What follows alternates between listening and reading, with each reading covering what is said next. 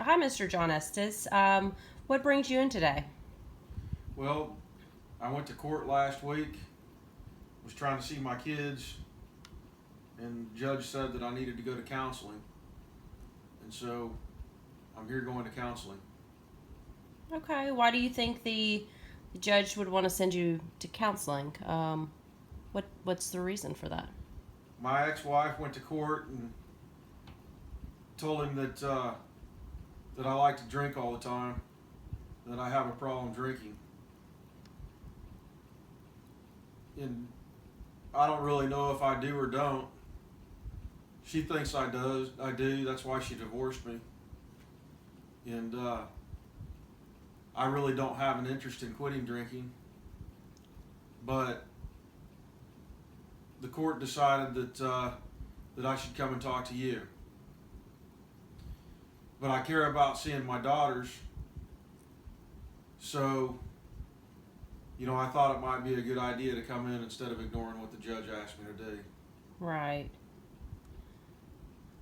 So, I would imagine that wanting to see your kids and be in your kids' lives would, I guess, create a sort of passion in there to do whatever it takes to see them. Um, what what do you Sure, I think? suppose so, but unfortunately, right now, the ex-wife's got a restraining order on me, and so I'm a couple of steps away from not being able to see them, and I can't just break the judge's order, otherwise I'll end up in jail. Oh, I And understand. all I really want to do when I get out of work is sit down and have a drink.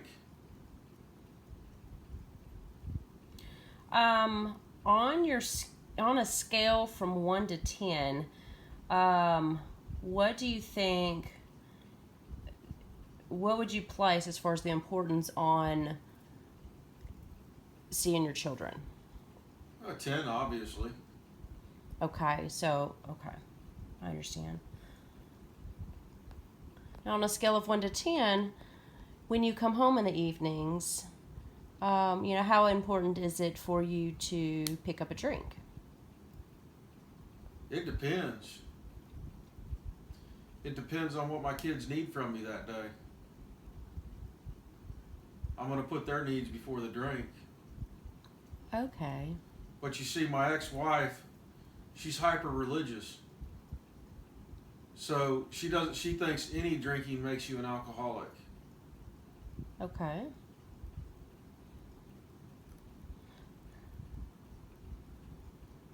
So if I drank 2 beers, she would be quite upset because I drank 2 beers. And we're not even talking about hard alcohol. We're talking about very, very light beer. Gotcha. And we're not talking about every day. We're talking about on Fridays. And not all Fridays, some Fridays.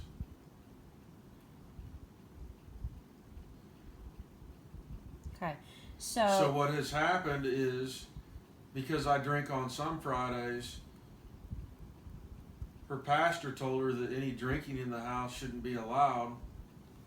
So she decided to make that a huge issue and turn it into this. And she's gone further and further with it. And she's got the judge all the way pushed back and convinced that I just drink all the time when that's not accurate. okay. So, let's see. So obviously, in most cases, I'm a counselor, so I help clients,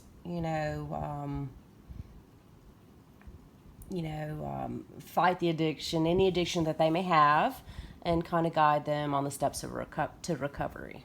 So I know it wasn't necessarily your choice in coming here, but maybe it could be turned around and used for the good.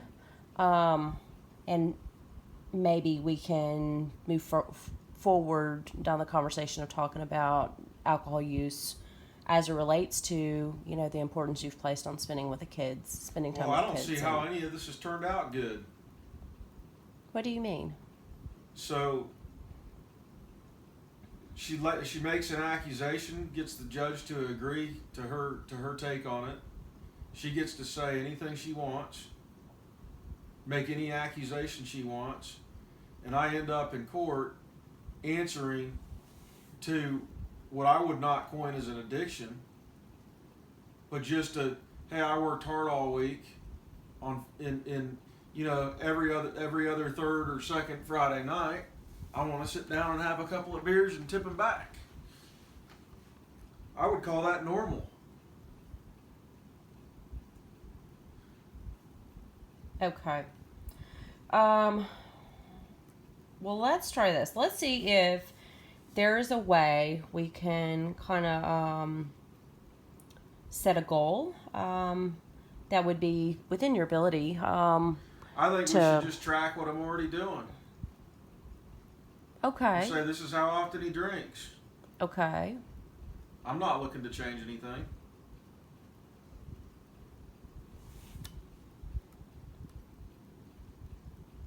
Okay. I mean, basically, the problem is she's using this issue to control me. And she actually has no control whether or not I have a drink every other second or third Friday night. So, what is your goal in coming to speak with me? Is it strictly... I want to see my kids. You want to see your kids? Okay. So they suggested that I come down here for addiction counseling. Right. Based on what the ex-wife says. And so maybe maybe you can give me a write-up that says I'm not an addict. I don't know how you prove that, but, it's important that I be able to see my girls. How about this? How about I get you to do some homework for me? Okay. How about we in the homework you can kind of track how a normal week goes for you, and how many drinks you have and when, that sort of thing, and then we can talk about that and see if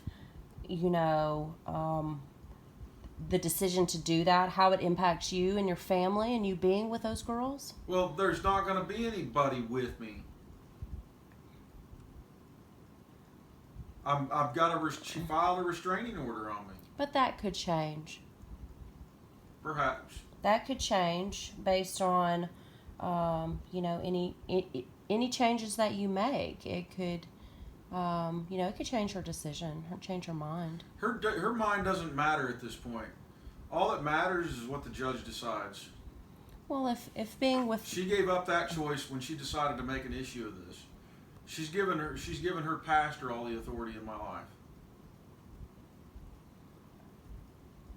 If being... I understand what you're saying. Being with the girls... You don't understand what I'm saying. You're not going through what I'm going through. That's true. I'm sorry, you're right. That's true. That's true. I suppose what I'm trying to do is see in what way, the alcoholism has impacted the girls and you being with the girls. And I know what you're saying is... But you're suggesting that I'm an alcoholic. I'm not suggesting that. I'm suggesting that... You just said that the alcohol, in what ways the alcoholism has affected the girls. I can't imagine that the 2 or 3 beers that I drank every other second or third Friday night is going to have a heavy impact on the girls. They're not drinking the beer. I'm not asking them to go get me the beer. I go get my own beer. And so, again, the issue is the ex-wife has decided to make a bigger deal out of those 2 to 3 beers than what they really are, based on something her pastor told her about having alcohol in the house. And if we look at any, you go out and you read articles in today's world, it says drink a couple of glasses of wine a day. That'll help you with your heart disease. Well, I don't even go that far with it. So, I certainly do understand how somebody that comes home and that drinks each and every night, and can't put a stop button in front of it, that would certainly impact your relationship with others, because then you're closer with your relationship with the alcohol than you are your own family.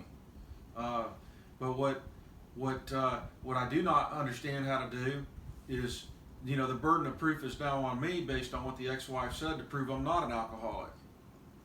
So, it's guilty till proven innocent here, and the impact has been to my relationship with my girls. I could care less about my relationship with her at this point. She's made her choice. But she's using this. She couldn't find me doing anything else what she perceived wrong. She just picked at that one thing. And she uses that one thing and just, kind of turns it over in her head over and over again and obsesses about it. Okay. So what,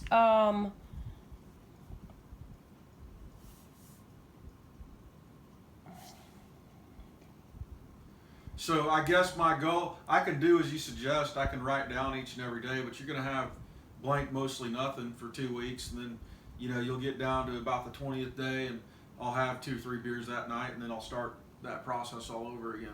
It's not scheduled, it's not planned, but it's when the little amount of time I have in life where I'm not working or working on something comes up, and I want to sit down for a few minutes and relax, I'll have a couple of beers. I understand. But I am not going to sit here and proclaim that I am some sort of alcoholic when, I don't think the facts line up very well to that. I'm not even talking about what my own mind says, but any doctor that you would talk to would say that, 2 or 3 beers is not a big deal. Okay, so yeah, I definitely want to start with some homework, and then we can discuss this more at a later time, a later appointment. Because I guess I do want to explore with you the, I guess what your habits are as it relates to alcohol, and see if there's any way to,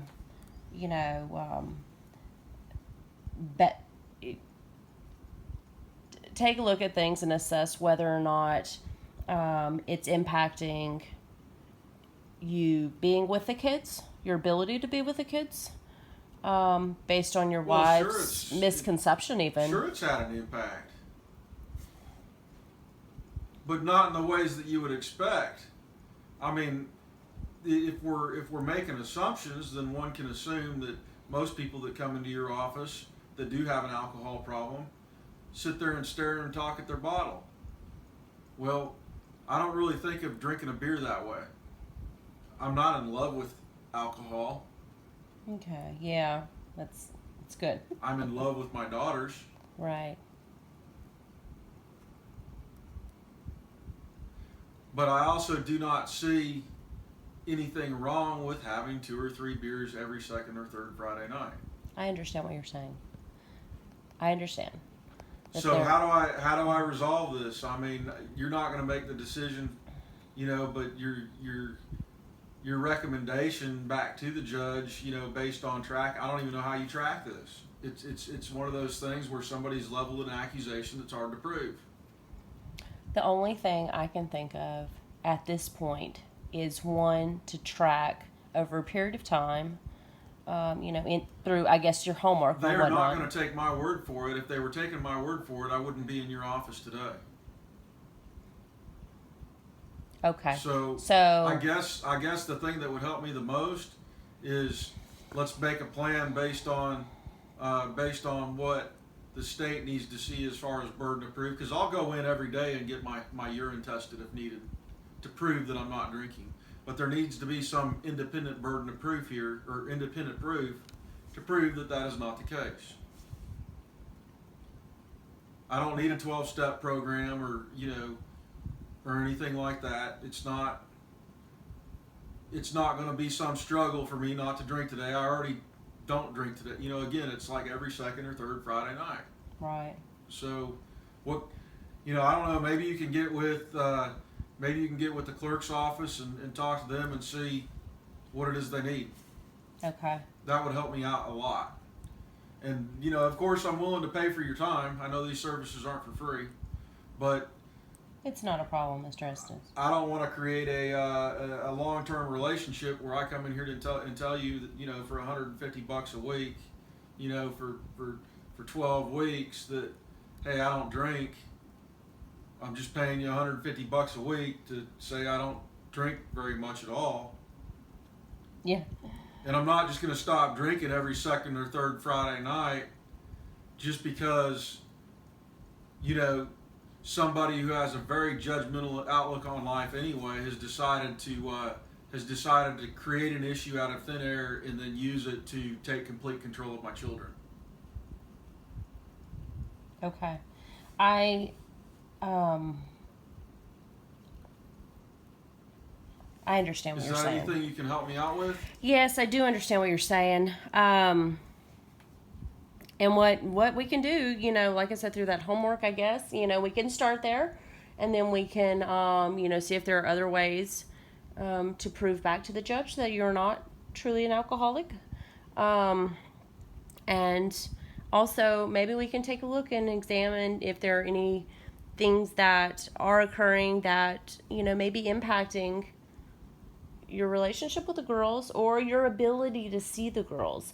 If that's what she's saying and the judge believes her, then maybe it may be worth exploring to see if, you know, see if there are steps that can be made to even reduce that intake. And so that, because I know you have such a love and a passion for, you know, being with the girls, you know, so you know, maybe we can go down that route and talk about that a little bit like, you know, in our next session. That sounds good. And then we can move forward with, you know, maybe making small steps that, you know, your ex-wife would be able, you know, would not have a way to show the judge one bit. There's no proof whatsoever that you are going down the route of alcoholism, but instead maybe even reducing your intake or even not My drinking. intake is insufficient for the problem that's being stated in court, so you know there's no reason to even make an issue of it. Okay. And so Yeah. I just want to make sure you're hearing me. But look, I'm busy. Okay. I've got to get to my next appointment. I do understand. Okay. Yeah, if you could track down that, and then next time we'll talk about, you know, like I said, we'll just take a look at that. Maybe I can talk to the judge and whatnot, but he would need to see over a period of time. So we'll do this in small sessions, and we'll kind of explore, as I mentioned, the if there are any little goals that could be set, and achievable goals that could further support what you're saying about, you know, not having. Sure, I'm perfectly willing to go down and do P-tests because that proves it absolutely and unequivocally that what she's saying is not true. I don't even have any concerns about it. So I understand all right, look, what you're saying. I got a lot of things to do. So thank you for your time today. Thank you so much, Mr. John, for coming in. Okay.